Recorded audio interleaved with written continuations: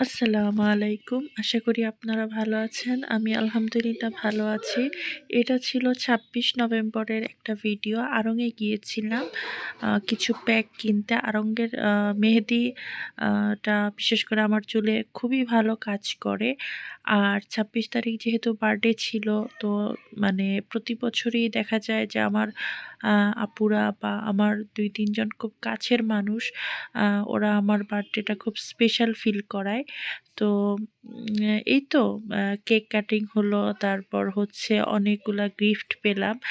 তো আসলে উপহার জিনিসটা আ বরাবরই আমার কাছে মানে উপহার দিতেও ভালো লাগে, আবার উপহার নিতেও ভালো লাগে।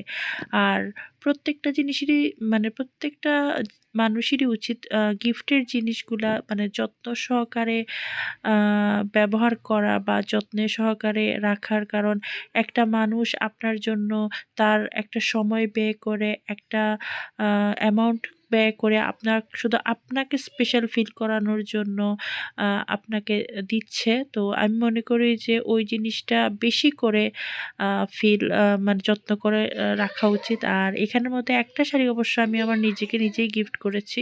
কারণ শাড়ি যেহেতু আ সচরাচর পরা হয় না, তাই ঈদকে কেন্দ্র করে বা বার্থডেকে কেন্দ্র করেই আ শাড়িটা কিনা হয়।